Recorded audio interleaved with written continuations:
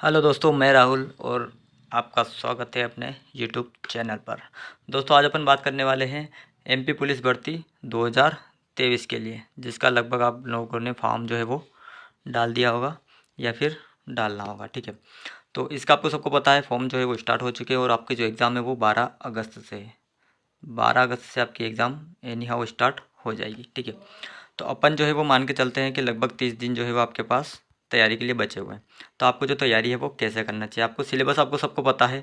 Math reasoning मिला के आपके 65 नंबर का आएगा और आपका जीके जीएस जीए जिनमें MP GK, India GK, current affair वगैरह सारा कुछ मिलाकर आपका आएगा 35 मार्क्स का। ठीक है, तो जो मेन बच्चों को प्रॉब्लम हुई थी पिछली बार, क्योंकि मैंने भी पिछली बार ही दिया था, तो इन 32 नंबर में ही हुई थी।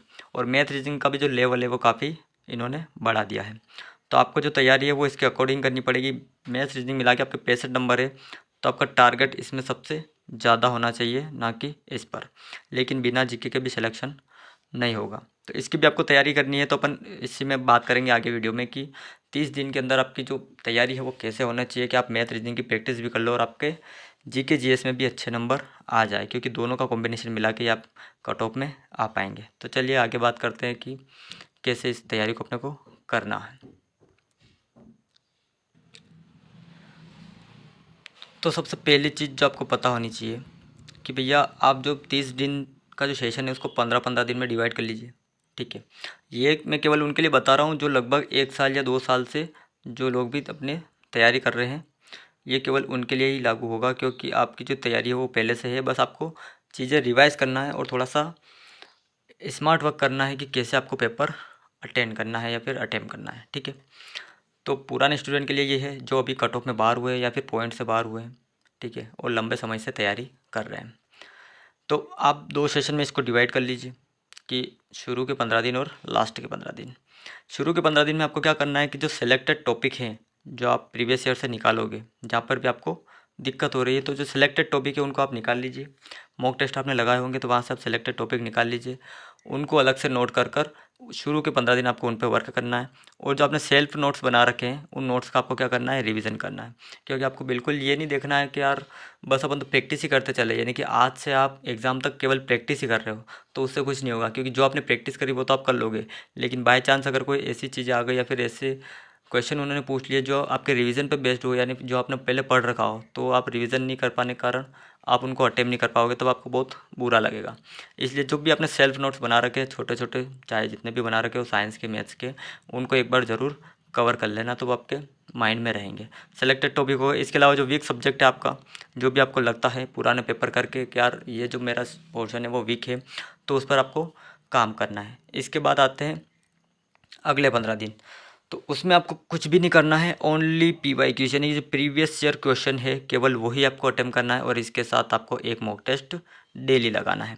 तो जो प्रैक्टिस सेशन है वो अपने अगले 15 दिन में है, ना कि फर्स्ट वाले में। फर्स्ट वाले में आपको थ्योरी कवर करना है, सेलेक्टेड टॉपिक, इंपॉर्टेंट टॉपिक पढ़ना है, अपने नोट्स रिवाइज करना है। लास्ट के 15 दिन में आपको क्या करना है कि जो ओनली प्रीवियस ईयर क्वेश्चन है उनको ही आपको देखना है और मॉक टेस्ट जरूर लगाना है, इससे आपकी प्रैक्टिस होगी। तो जो प्रैक्टिस है वो अपन यहाँ से कर लेंगे, लेकिन थ्योरी पहले कंप्लीट करके चलेंगे, ताकि बाद में कोई क्वेश्चन ऐसा बन जाए जो प्रैक्टिस सेशन में अपना ना हुआ हो लेकिन थ्योरी में रहा हो, तो वो अपना छूटे नहीं। ठीक है, इसके अलावा आगे बात करते हैं कि आपको जो प्रीवियस ईयर क्वेश्चन है वो कहाँ से लगाना है, मॉक टेस्ट जो है वो कहाँ से लगाना है। चलिए, तो बात करते हैं कि प्रैक्टिस कहाँ से करें। तो प्रैक्टिस करने के लिए आपके मैंने थोड़ा सा स्टडी किया है कि कहाँ कहाँ से आप प्रैक्टिस कर सकते हैं। तो बात आती है मैथ्स रीजनिंग की। तो जब मैथ्स रीजनिंग की बात आती है तो परफेक्शन एकेडमी सबसे शानदार। मैंने खुद ने इनसे बहुत सारे जो वीडियो है वो देख के गया था, और मतलब बहुत शानदार यहाँ पर कंटेंट मिलेगा आपको। सबसे मेन बात यह है कि नया कंटेंट मिलेगा। जो 2022 एमपी पुलिस भर्ती के बाद जितने पेपर हुए हैं या फिर जो एमपी पुलिस का ही पेपर हुआ था, तो उनसे रिलेटेड ही आपको सारा कंटेंट जो है यहाँ पर प्रोवाइड कराया जा रहा है। तो यहाँ से आप मैथ्स और रीजनिंग दीपक सर और पवन सर से बहुत शानदार तरीके से पढ़ सकते हैं। इसके अलावा साहिल सर ने भी एमपी एग्ज़ाम के लिए, एमपी पुलिस के लिए क्विक ट्रिक्स बाय साहिल सर, ये इनका यूट्यूब चैनल है, यहाँ पर मैथ्स के ये वीडियो करवा रहे हैं जो कि पुराने एमपी पुलिस के पेपर में पूछे गए। तो आपको केवल टॉपिक ही पता नहीं होना चाहिए कि ये क्वेश्चन आ रहे हैं, लेकिन उनको करना कैसे है वो भी आपको पता होना चाहिए। ठीक है, इसके अलावा आप तपोभूमि क्लासेस से भी जो है वो मैथ्स कर सकते हैं।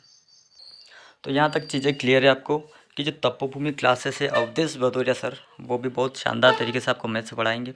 और इन्होंने लगभग पुराने जो एमपी पुलिस के पेपर है उनमें बहुत मेहनत करी थी और बच्चों के जो है नंबर लाने में मदद करी थी, क्योंकि इन्होंने ऐसे सेलेक्टेड टॉपिक बताए थे जो कभी यूट्यूब पर थे ही नहीं और व्यापम ने उनको पूछ लिया था। इसके बाद बात करते हैं आपकी साइंस और एमपी जीके, जो कि बहुत इंपॉर्टेंट है और इसी से आपके क्वेश्चन बनेंगे।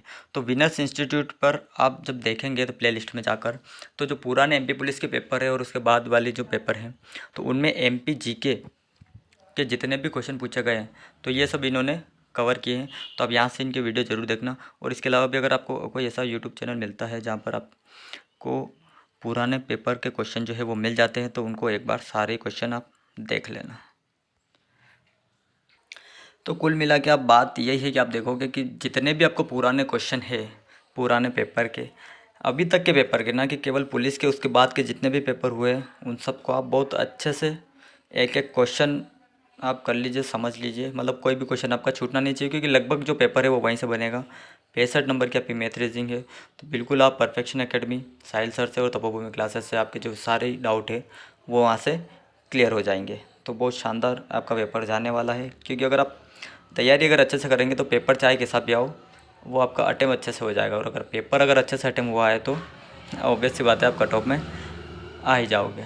तो अगर इसके अलावा भी अगर आपको कुछ लगता है कि किसी और टॉपिक पर वीडियो बनाना चाहिए तो आप बिल्कुल मेरे को कमेंट सेशन में कमेंट कर देना, तो अपन उस पर भी बात कर लेंगे। टाइम कम मिलता है लेकिन बहुत टाइम बाद ये वीडियो बना पा रहा हूँ। Thank you so much.